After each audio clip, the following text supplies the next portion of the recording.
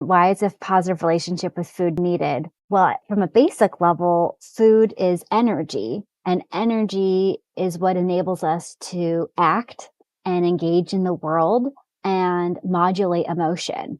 So, if we don't have the proper level of nutrients and energy, it can be really hard to maintain a positive outlook and have the resources to problem solve and to communicate effectively and to navigate daily life stressors.